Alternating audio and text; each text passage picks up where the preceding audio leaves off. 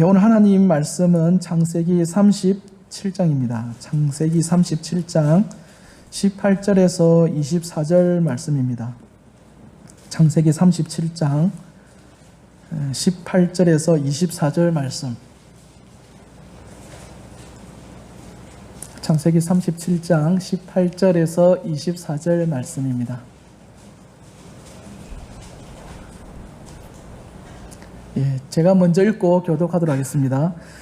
요셉이 그들에게 가까이 오기 전에 그들이 요셉을 멀리서 보고 죽이기를 꾀하여 자 그를 죽여 한 구덩이에 던지고 우리가 말하기를 악한 짐승이 그를 잡아먹었다 하자. 그의 꿈이 어떻게 되는지를 우리가 볼 것이니라 하는지라.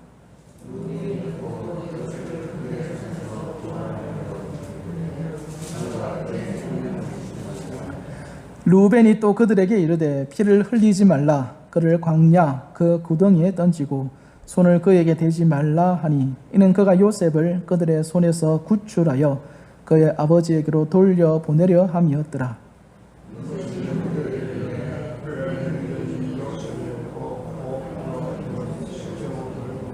같이 읽겠습니다. 그를 잡아 구덩이에 던지니 그 구덩이는 빈 것이라 그 속에 물이 없었더라. 아멘. 우리 앞뒤 좌우로 한번 인사 나누도록 하겠습니다. 잘 오셨습니다. 예. 뭐 지난 사이시면은 잘 왔다 뭐 이렇게 얘기하셔도 됩니다. 예. 아까 우리 그 신태균 집사님 기도하실 때에 어디서 카톡이라더래요. 카톡. 오늘 하나님의 말씀으로 은혜 받게 하시고 하니까 카톡. 제게는 그 카톡으로 안 들리고 아멘 노래 들리대요. 아멘. 그래서 여러분 항상 이 아멘이라는 말, 감사합니다, 아멘 뭐 이런 말들은 습관처럼 달고 다니셔도 참 좋습니다. 그게 우리의 영을 새롭게 하고 또 우리의 신앙을 새롭게 하는데 작은 거지만은 큰 영향을 끼치더라라는 것들을 개인적으로 경험을 하게 됩니다. 하여튼 틈나는 대로 감사하시고 또 아멘하고 그렇게 나아갈 수 있는 저와 여러분 될 수 있기를 바랍니다. 예. 저희가 성경을 보면서 느끼는 건 뭐냐면은 제가 여러분들에게 뭐 성경의 어떤 깊은 지식이라든가 어떤 뭐 깨달음을 줘야 되겠다 뭐 이런 식으로 말씀을 전하지는 않습니다. 근데 우리가 성경을 통해서 무엇을 봐야 되냐면은 하나님께서 어떻게 인류 역사에 관여하시는가. 조금 더 구체적으로 얘기를 하면은 하나님, 신이잖아요. 신적인 존재가, 하나님이라는 존재가 나라는 존재, 저라는 존재에게 어떻게 관여하시고 또 어떻게 일을 만들어 가시는가, 어떻게 우리를 인도해 가는가, 그런 것들을 성경을 해석을 통해서 뭐 설교를 통해서든지 묵상을 통해서든지 배워 나가는 겁니다. 하나님께서 우리를 어떻게 인도해 나가시는가. 지금 여러분들은 어떻게 생각합니까? 여러분의 삶을 보실 때에 지금 여러분이 하나님의 인도를 받고 있는 것 같습니까? 아니면 그냥 안 받고 있고 막 그냥 내 마음대로 사는 것처럼 이렇게 느껴지십니까? 근데 제가 생각하기로는 제 생각이 아닙니다.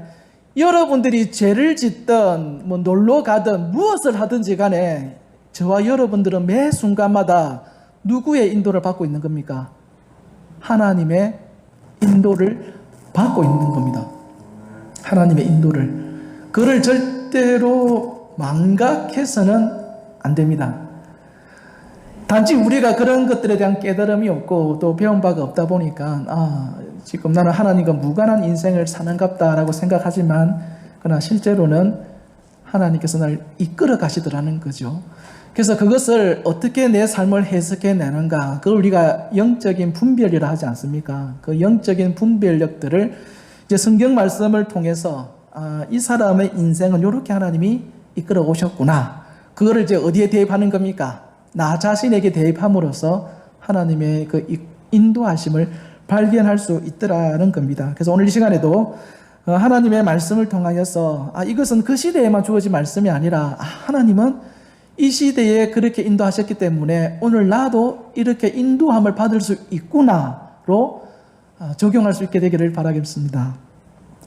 이제 오늘 본문 관련해서 말씀을 좀 전하게 될 텐데, 이거 10년도 더 된 이야기입니다. 이거 기억하실런지도 모르겠는데, 한 번은 제가 텔레비에서 뉴스를 보는데 이거 국수로 황당했습니다. 어떤 내용이냐면은 새벽입니다. 새벽에 일어났던 일인데 어떤 한 부부가 집에서 그냥 곤히 잠을 자고 있는 거예요. 잠을 자고 있는데 새벽에 누가 와서 막 문을 두드리더랍니다. 문을 열으라고 막 두드리더래요. 그래서 집에서 잠을 자고 있던 그 집주인이 야, 이 무슨 일이기에 이렇게 새벽에 급하게 저렇게 문을 두드리나 싶어서 옷도 뭐 대충 뭐 제대로 못 입고 문을 열어본 거예요. 집 문을 탁 열고 보니까 자기가 생전 모르는 한 남녀 한 쌍이, 부부로 보이는 남녀 한 쌍이 그 앞에 뚝 서 있더라는 거예요. 그러니까 생전 모르는 사람이 새벽에 얼마나 그 단잠 들 때 아닙니까? 단잠을 자고 있는데 막 문을 두드리고 하니까 집주인도 기분이 안 좋은 거예요. 그래서 무슨 일인데 이렇게 집을 문을 그렇게 크게 두드리냐고, 무슨 큰일이 있냐고 이렇게 물으니까 그 부부로 보이는 한 쌍이 남녀가 뭐라고 이야기하느냐면 여기는 우리 집인데 당신이 왜 여기서 사느냐고 이렇게 얘기를 하더랍니다. 그러니까 집주인이 무슨 말이냐고, 우리는 여기서 10년이나 더 살았다고, 당신이야말로 누구냐고 이렇게 얘기가 된 거예요. 그래 한참을 실랑이를 하다가 이제 집주인이 이제 물어보는 겁니다. 아니 우리 여기 10년 이상을 살았는데 도대체 당신은 무슨 근거로 여기가 당신 집이라고 얘기하느냐고, 도대체 무슨 이유로 그러느냐고 물었답니다. 그러니까 그 남녀 한 쌍이 뭐라고 이야기하냐면, 뭐라고 얘기한 것 같습니까? 혹시 기억나십니까? 뉴스에 나왔던 건데, 하나님께서 말씀을 하신 거다 이렇게 나온 겁니다. 하나님께서 말씀하셨다. 내가 기도를 하고 있는데 하나님이 이 집은 너희 집이다 라고 얘기했기 때문에 이 집은 이제 내 집입니다. 그러니까 당신들 나가야 됩니다. 이렇게 이야기했다라는 거예요. 참고로 집주인은 불신자입니다. 집주인은 불신자인데 제가 그 이야기를 듣고요, 얼마나 황당했는지 모릅니다. 진짜 하나님이 그렇게 얘기했을까 싶기도 하고, 설령 그런 메시지를 들었다 해도 저런 식으로 처신을 해야 했을까? 막 여러 생각이 들더라고요. 근데 저뿐만 아니고 그때 그 뉴스를 봤던 많은 사람들이 굉장히 황당하게 여겼던 그런 기억이 제게 있습니다. 여러분들도 지금 여러분 집에 잠을 자고 있는데 새벽에 누가 와가지고 우리 집이다, 하나님이 그래 얘기했다, 나가라 이러면 어떤 생각이 듭니까? 아멘 하고 나갈 겁니까? 아무도 그런 사람 없겠죠. 근데 제가 오늘 이 말씀을 드리는 이유가 뭐냐면은 이제 우리가 아브라함에 대해서 마무리를 짓고 자, 그 다음 세대의 이야기를 해야 될 건데, 우리가 성경을 읽을 때에요, 아브라함과 하나님 관점으로 성경을 읽다 보니까 아브라함의 행동이 다 이해가 되는 거예요. 다 합리화가 되는 거예요. 근데 아브라함의 관점이 아니고 가나안 사람 제3자의 입장으로 아브라함의 말과 행동들을 보면은 이거 기가 찰 노릇입니다. 이 왜 그러냐 한번 들어보십시오. 가나안 사람의 입장을 한번 들어보십시오. 창세기 12장에 보면은 아브라함이 하나님의 명령을 듣고 어느 땅으로 갑니까? 가나안 땅으로 가거든요. 그래서 가나안 지역에 있는 사람들이 하루는 아침에 일어나서 밖을 보니까 막 저기서 먼지가 막 폴폴폴 나면서 누가 오고 있는 거예요. 자세히 보니까 웬 거지처럼의 남루한 사람이 얼마나 떠들이 생활을 오래 했던지 옷도 뭐 너덜너덜 해가지고 양떼 좀 많이 이렇게 몇 마리 양떼를 끌고 이렇게 오는데 영 볼품 없는 사람이 오고 있는 거예요. 그래서 그 가난한 사람들이 아브라함에게 묻죠. 그 사람 보고 당신 여기에 무슨 일로 왔습니까? 물어요. 그러니까 아브라함이 뭐라고 얘기합니까? 아, 나 여기에 나라 세우러 왔습니다. 이렇게 얘기를 해요. 나라 세우러 왔다. 그러니까 가난한 사람이 생각하기로 그 가나안 지역은요, 예나 지금이나 그 초승달 지역이라 해가지고 굉장히 비옥한 땅입니다. 땅이 비옥하다는 말은 이미 그 땅에 주인이 있다라는 말입니까? 없다라는 말입니까? 다 땅이 주인이 있는 거예요. 농사 짓고 살기에 너무 좋은 땅이니까 이미 그 땅에 빈틈이 없습니다. 다 나라 세우고 해가지고 나라가 다 있는 그런 땅이거든요. 그런데 그런 땅에 웬 거지 차림의 사람이 와가지고는 나 여기 나라 세우러 왔다 이러니까 가난한 사람들 볼 때 이게 기가 찰 노릇이죠. 그래서 한번 더 보니까 이미 세워진 나라에 자기가 나라를 세우러 왔다면은 뭐 해야 됩니까? 이제 전쟁을 치러야 될 거 아닙니까? 근데 보니까 군대도 뭐 없어요. 양치기들 막대기 뭐 몇 개 들고 있는 그게 전부인데 그거 갖고 나라 세우러 왔다니까 기가 찰 노릇이죠. 그래서 도대체 당신은 무슨 근거로 여기에 나라 세우러 왔다고 얘기를 하느냐. 그러니까 아브라함이 얘기합니다. 누가 나에게 얘기했다고 얘기하겠습니까? 하나님이 나에게 말씀하셨다. 무슨 말씀을? 가나안 땅을 준다고 얘기를 했다. 이런 얘기를 하는 거예요. 그러니까 이 가나안 사람들이 처음 아브라함을 만났을 때 그리고 아브라함 말을 듣고는요, 기가 찰 노릇이죠. 야, 이게 무슨 거지가 뭘 잘못 먹었나, 정신도 이상해지고 이상한 사람이 오늘 온 것 같다. 그래서 처음에 아브라함을 만났을 때게요, 그 지역 사람들이 굉장히 많이 조롱했습니다. 무슨 되도 않는 소리를 하는 사람이다, 약간 정신이 이상한 사람이다, 조롱하고 놀리고. 아브라함만 그랬겠습니까? 아닙니다. 아브라함이 섬기는 하나님도 조롱하는 거예요. 저거 신 잘못 믿어가지고 저렇게 됐다고 막 놀리고 조롱하고. 그게 아브라함의 초창기 모습이었습니다. 창세기 12장의 모습이 좀 그려집니까 이제? 우리가 볼 때는 야, 아브라함 믿음 대단하다 싶어도 아브라함 지 혼자 대단한 거지, 다른 사람들 눈에는 그냥 미친 사람이에요. 미친 거지가 이상한 소리 하는 사람으로 비춰지는 거예요. 근데 반전이 일어납니다. 반전이. 그 반전이 어디에 일어나느냐, 진짜 놀라운 일이 일어나는데, 그 당시에 가나안 지역에는 여러 나라들이 있거든요. 한 7개 정도의 나라들이 있습니다. 이 가나안 지역에 있는 나라들 연합군, 그러니까 가나안 연합군하고 이제 아브라함의 고향이죠, 메소포타미아 지역의 연합군하고 전쟁이 붙은 겁니다. 요거는 국지전이 아닙니다. 지금으로 이야기하면 세계 전쟁이에요. 그 당시 전 세계 그 대표하는 나라가 메소포타미아, 또 가나안 지역하고 그 다음에 애굽, 요런 세 나라인데, 가나안 연합군하고 메소포타미아 연합군하고 크게 전쟁을 붙는 겁니다. 이 전쟁을 위해서 사람들이 생각하기로는 야, 이 전쟁 오래 갈 것 같다. 왜냐하면 그 시대를 대표하는 두 지역의 연합군이 붙으니까 이 전쟁, 야, 이 오래 갈 것 같다 생각을 했는데, 막상 전쟁을 붙어 보니까요, 이 가나안 지역 연합군이 맥을 못 쳐요. 메소포타미아 지역 연합군에게 그냥 하루에 다 깨져 버리는 겁니다.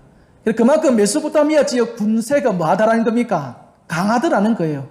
그래, 강해가지고 이제 승리하고 돌아가는가 했는데 여기에 문제가 발생합니다. 어떤 문제냐? 아브라함의 조카가 거기에 포로로 끌려가더라는 거예요.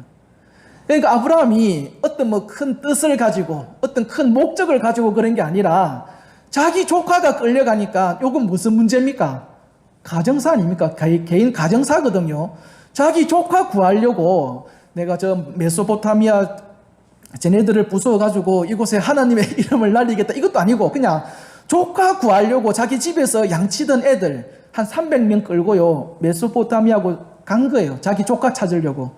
그래서 가보니까 이 부대가 여기 조금 있고 저 조금 있는데, 요 가보니까 없어. 그래서 그쪽 싸워서 부수고 또 다른 부대 가보니까 거기도 롯이 없어, 조카가.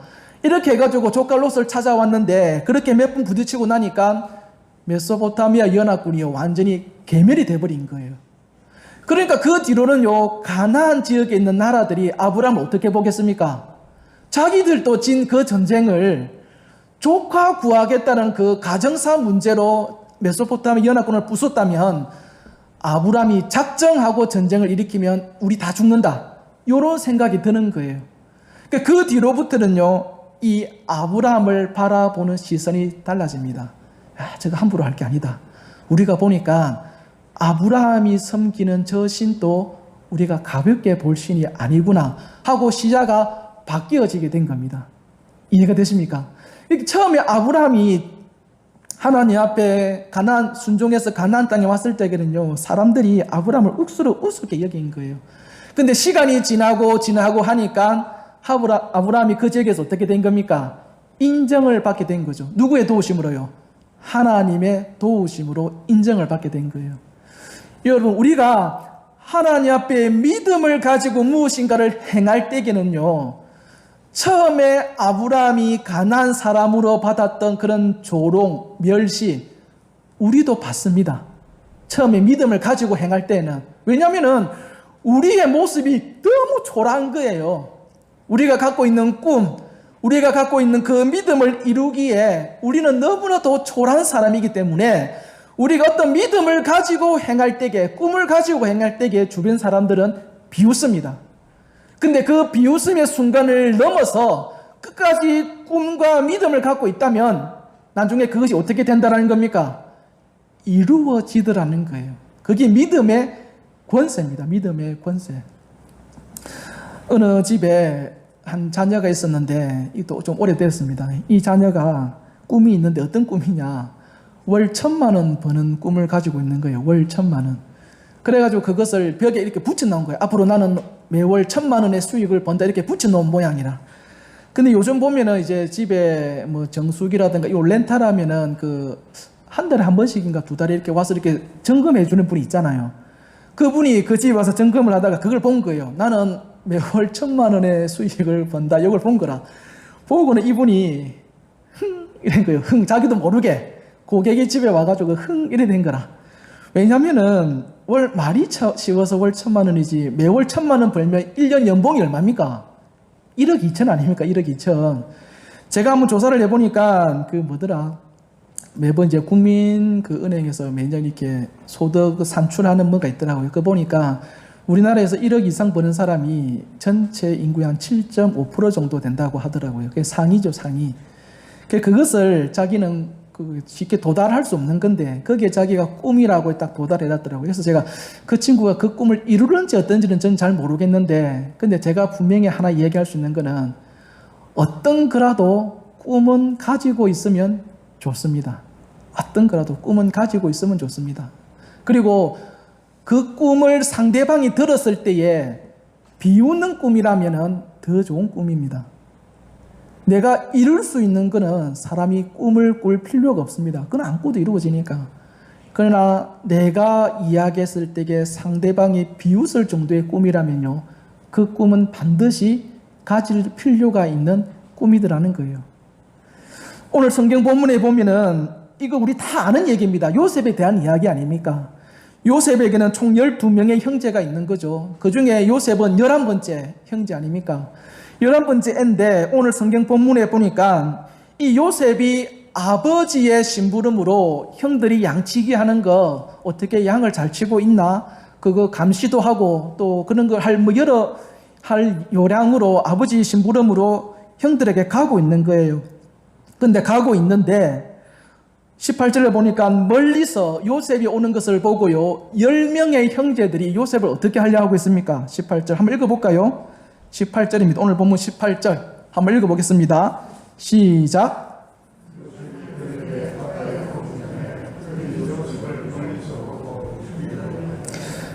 형제들이요 요셉을 보고 어떤 생각을 하느냐? 죽이려고 꾀한다 라고 됐습니다. 죽이려고 꾀한다. 그리고 20절에 보면은 원래 계획은 이랬습니다. 그를 죽여서 구덩이에 던지겠다. 이게 형제들의 계획입니다. 구덩이에 던져서 죽여서 구덩이에 던지겠다. 아버지에게는 어떻게 얘기하느냐? 짐승이 와서 먹었습니다. 이렇게 거짓말을 하기로 작전을 하고 요셉을 죽여버리겠다. 이런 계획을 갖고 있는 거예요. 자, 그러면 제가 문제를 낼게요. 이 형제들이 10명입니다. 이 형들이 요셉을 왜 죽이려고 했을까요? 왜 죽이려고 했겠습니까? 19절에 있죠. 19절에 20절입니다. 20절에 20절 하반절에 보면은 그의 꿈이 어떻게 되는지를 우리가 볼 것이니라. 꿈 때문입니다. 꿈. 요셉이 꾼 꿈. 요셉이 어떤 꿈을 꾸었냐면 자기 형들과 아버지가 자기에게 엎드려 절하는 꿈을 꾼 거예요. 그래서 그 꿈을 꾸고 혼자 그냥 조용히 알면 될 건데 그거를 떠벌리고 다닌 겁니다. 형, 어제 꿈을 꿨는데 형님들 다 나한테 엎드려 절하더라. 형뿐만 아니고 아버지도 나한테 절하더라. 요거를 한 번도 아니고 수시로 매번 만날 때마다 자랑 삼아 이야기하는 거예요. 그러니까 그 꿈 듣는 형들이 기분이 좋을 리가 없죠. 왜냐하면 르우벤 같은 경우만 해도 첫째 아닙니까? 막 그 11번째 요셉하고는 그 나이가 30살 이상 차이가 나니까 아들뻘이거든요. 내가 뭐하러 아들뻘 되는 저 애한테 내가 엎드려 절을 하느냐. 자존심 상하고 이해가 안 되는 거죠. 근데 맨날 자기 꿈 얘기하니까 듣기 싫은 거예요. 그래서 그 꿈이 진짜 이루어지는지 테스트하기 위해서 요셉을 어떻게 하려고 해버린 겁니까? 죽이려고 시도하더라는 거예요. 여러분, 하나님을 믿는 사람은요, 우리가 예수 그리스도를 믿어서 구원에 이르는 믿음이 있고요. 또 어떤 믿음이 있냐면 하나님의 능력을 이루는 어떤 꿈, 그것을 이루는 믿음이 있습니다. 원래는 이게 따로 존재하는 그런 믿음이 아니에요. 다 같은 하나의 믿음인데 굳이 구분을 하자면 그런 거예요. 근데 우리는 어떻게 생각하냐면 예수를 믿어서 천국에 가는 그 믿음만 생각을 해버리더라고요. 그러니까 이 세상이 살기 어렵고 좀 힘든 일이 오면은 빨리 죽어야지. 빨리 죽어서 하나님께로 가야지. 그 생각이 먼저 나오더라는 거예요. 근데 아닙니다. 하나님은 우리에게 권세를 주셨습니다. 어떤 권세를 했습니까? 믿음의 권세입니다. 우리가 어떤 꿈을 가지고 어떻게 믿느냐에 따라서요, 여러분의 인생과 여러분의 주변 삶은 바뀌게 되는 능력을 하나님은 우리에게 주셨습니다. 그리고 오늘 본문처럼 그 꿈을 가진 자를 향하여서 세상은요, 덤벼듭니다. 어떻게요? 죽일 듯이 덤벼듭니다. 세상의 영적인 원리가 그렇게 돌아갑니다. 하나님의 꿈을 가진 자와 그 꿈이 없는 자 간의 싸움이더라는 거예요. 하나님을 믿는 사람으로서 우리가 예수를 믿어 구원에 이르면 살아생전에 그 구원에 합당한 다른 꿈을 가지고 하나님 앞에 삶을 살아가야 됩니다. 그러면 여러 가지 어렵고 시련이 오지만 요셉이 그 꿈 어떻게 됩니까? 하나님께서 이루어 주시더라. 마찬가지로 그 꿈을 하나님께서 우리에게도 이루어 주시더라는 겁니다. 제가 책을 읽다가 그 재테크 책 중에 고전 중에 부의 추월차선이라는 책이 있습니다. 부의 추월차선이라는 책을 보면은 그 책의 저자가요, 자기 어릴 적을 회상하는 장면이 있거든요. 자기 어릴 적을 어떻게 회상을 하냐니까 자기 어릴 때 초등학교 때입니다. 초등학교 때는 너무 뚱뚱했더래요. 다른 사람들 비교해서도 너무 뚱뚱해가지고 자기한테 말 한 번 거는 여자친구도 없고 여학생도 없고 또 몸이 이제 너무 비대하다 보니까 자기 또래의 친구들도 자기하고 어울리지를 않더랍니다. 그래서 혼자 있는 시간이 많은 거죠. 그래서 이 친구의 취미 생활은 뭐냐? 맨날 그 도너츠를 하나를 안고 그거 먹으면서 뭐 통과젤인가 그 텔레비 보는 게 이 친구의 유일한 취미였습니다. 그리고 자기 부모님도 어릴 적에 너무 일찍 이혼을 해가지고 자기 어머니가 자기 자녀들을 다 이렇게 먹여 살려야 되는데 어머니가 딴 기술이 없어요. 기술이 없다 보니까 뭐 하루 벌어 하루 먹고 힘든 나날을 사는 거죠. 자기 어머니 초등학교 때면 사실 어머니의 그 손길이 많이 가는 나이 때인데 뭐 살림이 그렇다 보니까 어머니의 어떤 손길을 또 이렇게 많이 이렇게 어찌 보면 이제 방치된 아이예요. 방치된 아이. 그래 그 책의 저자는 그런 어릴 적 삶을 산 거예요. 근데 그런 삶을 살다가 한 번은 이 친구가 아이스크림을 하나 먹고 싶어서 아이스크림 가게를 갔답니다. 달고 시원하고 하니까 그거 먹으려고 가게를 갔는데 하루는 그 가게 앞에 예전에는 볼 수 없었던 엄청나게 비싸고 멋진 차, 이 친구가 머릿속으로만 꿈꿔왔던 그런 차가 하나 탁 놓여 있는 거예요. 그래서 그 차를 탁 보고는 어떤 생각이 들으냐니까, 이야, 도대체 어떤 사람이 저런 차를 몰고 다닐까? 그 생각이 궁금하더래요. 그래가지고 어린 나이에 용기를 내가지고 그 차에 누가 타고 있는가 잘 가보는 거예요. 그래 가서 이제 똑똑 이렇게 노크를 하는 겁니다. 차 문에 대고. 노크를 하니까 그 차 유리문이 내리면서 이제 서로 얼굴을 보게 된 거죠. 딱 보니까 한 25좀 되어 보이는 청년이 그 비싼 차를 몰고 있는 거라. 그러니까 이 어린 초등학생이 마음속으로 순간 드는 게, 야, 부모 잘 만난 덕에 이 친구, 뭐라고 해야 됩니까? 청년이라 해야 됩니까? 이 사람은 야, 이런 차도 몰고 다니는구나. 그 생각이 들더래요. 그런 생각이 들면서 그래도 궁금하니까 한 번 더 물어봤답니다. 아저씨, 형 하는 직업이 뭐예요? 이렇게 물어봤대요. 그러니까 이 청년이 뭐라고 얘기하냐면, 아, 나는 발명하는 사람이야. 이렇게 얘기했답니다. 발명하는 사람. 그래서 이 청년도 자기가 어린 나이에 그런 비싼 차를 몰고 다니니까 그런 질문을 많이 들었는지 한마디 더 해줬어요. 나는 발명 하나를 했는데 거기 어떻게 좀 잘 돼가지고 이렇게 비싼 차를 몰고 다녀. 다 이 얘기를 해주더랍니다. 이 이야기를 들은 이 작가가 어린 시절에 어떤 생각을 했냐면은 두 가지를 깨달았답니다. 첫째, 부모가 가난해도 부자가 될 수 있구나. 둘째, 나이가 어려도 이런 차를 몰고 다닐 수가 있구나. 요거를 탁 깨달아지더래요. 그래서 그 책의 전체 내용이 뭐냐면은 어릴 적에 나도 할 수 있다. 나도 저런 차를 내 가정 형편이 이렇고 지금 내 환경이 이렇지만은 나도 할 수 있다라는 그 꿈을 가지고 믿음을 가지고요, 자기가 도전을 하는 겁니다. 그래서 어떤 시련을 겪으면서 그 위치에까지 갔는지가 이제 그 책에 담겨 있는 내용이거든요. 그래서 제가 그 책을 보면서 드는 생각이 뭐냐면, 야, 진짜 책들이 한두 권이 아닙니다. 제가 읽었던 책들은 다 예수님 안 믿는 책들인데, 성경에서 말하는 꿈과 믿음의 원리를 가지고 믿음의 권세를 행사하는 사람들이더라는 거예요. 그래서 그 믿음의 권세를 행사하니까 이루어지더라는 겁니다. 공식이. 예수를 안 믿어도 지옥에는 가죠. 지옥에는 가는데 자기의 삶의 영역 속에서는 그 믿음의 권세가 성취되더라는 거예요. 성취. 그래서 제가 그런 책을 보고 또 오늘 성경 말씀을 보면서 드는 생각은 뭐냐면, 야, 이 믿음의 권세는 불신자들보다 하나님을 믿는 우리들이 정말로 이 원리대로 삶을 살아야 되겠구나, 그 생각이 들었어요. 왜냐하면 불신자들은요, 그 권세를 통해서 돈을 많이 벌어도 기껏 해봐야, 잘한다 해봐야 뭐 기부하는 거 그 정도밖에 없습니다. 물론 그것도 큰 일이죠. 근데 대체로 보면은요, 그냥 인생 쾌락 즐기다가 그냥 살다가 죽는 거예요. 자기 자녀들 뭐 좀 돈 물려주고, 여기 다더라고. 왜 이 땅에 태어났는지 삶의 목적 없이 사는 사람이 태반이더라고요. 근데 제가요, 믿는 사람들이 돈 조금 생기니까 어떻게 사느냐 보니까, 물론 신앙적으로 조금 못하고 덜할 수는 있는데 대부분 그래요. 자기를 위해서도 쓰고 자기 가족들을 위해서도 쓰지만 하나님 나라를 위해서, 영혼 구원을 위해서, 교회를 위해서 쓰는 경우가 태반이더라는 거예요. 그래서 하나님 믿는 사람들이 이런 권세를 더 많이 활용하고 살아야 되겠구나 하는 그런 생각들을 제가 하게 되어졌습니다.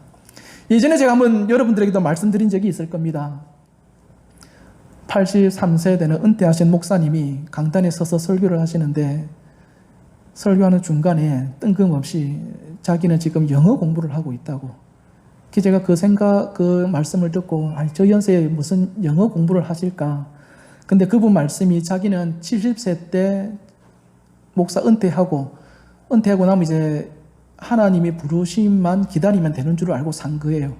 근데 하나님의 부르심만 기다리고 샀는데 13년이 지나도 안 부르시더라는 거예요. 그래서 이분 생각하기로, 야, 13년이면 하루에 10분씩만 무엇인가를 공부를 해도 그 분야의 전문가가 됐을 건데 내가 너무 꿈 없이 살아왔구나, 그 생각이 들더라는 겁니다. 그래서 그분이 앞으로 자기는 못해도 90살까지 살 거라 생각을 하고 매일 10분씩 나는 공부를 하겠다, 영어, 그렇게 결심을 했다라는 겁니다. 물론 저는 그분이 그 영어 해가지고 뭐 어디까지 성장을 했는지는 모르겠습니다. 그러나 여러분, 하나님은 반드시요, 우리를 만날 때에 질문합니다. 뭐 하다 왔냐? 뭐 하다 왔냐? 그때 뭐라고 얘기하실 겁니까? 죽지 못해 살다가 왔습니다. 우리가 그런 대답을 할 수는 없을 거 아닙니까?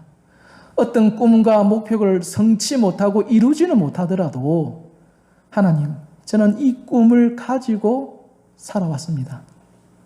저는 하나님의 이 목표를 위해서 이때까지 지내왔습니다. 그런 이야기는 우리가 할 수 있는 거 아니겠습니까? 쉽게 가져지지는 않을 겁니다. 그러나 우리는 이 땅에 살고 있는 이상 그것이 무엇이든지 꿈을 가지고 살아야 됩니다. 저도 그 꿈을 찾고 있습니다. 저는 꿈이 있는 사람인 줄 알았어요. 근데 꿈이 저도 없더라고요. 담임이 되고 나니까, 내가 여기까지가 내 꿈이었는갑다, 그 생각이 들더라고요. 하나님 앞에 마땅한 진짜 가져야 될 꿈이 나에게도 없었구나 생각이 듭니다. 그리고 앞으로 우리에게 주어진 인생의 삶의 나날이 얼마나 길지는 모르겠습니다만은 저를 포함해서 하나님 앞에 꿈을 가져주시기를 바랍니다. 그리고 그 꿈에 대한 믿음을 가지고 그것이 되든지 안 되든지 그것을 향해 도전하고 나아갈 수 있는 저와 여러분 될 수 있기를 기도하겠습니다. 살아계신 하나님 아버지, 주께서 우리의 심령 가운데 은혜를 부어 주셔서 우리를 구원하여 주시고 또 하나님 앞에 믿음을 가지게 하여 주셔서 여러 일들을 이루어 나갈 수 있도록 우리를 이끌어 주시는데, 하나님의 그 인도하심을 우리가 놓치지 않게 하여 주시고 우리로 하여금 이 땅에 생명이 주어진 그 목적과 이유를 알게 하여 주셔서 우리에게 주어진 시간을 허투루 쓰지 아니하며 하나님의 그 사명대로 순종하며 살아갈 수 있는 은혜들 허락하여 주옵소서. 살아계신 예수님 이름으로 기도합니다. 아멘. 이제는 우리 주 예수 그리스도의 은혜와 하나님 아버지의 크신 사랑과 성령의 교통하심이 오늘 이 자리에 참석한 모든 사람들 머리 위에 지금부터 영원토록 함께 있을지어다. 아멘.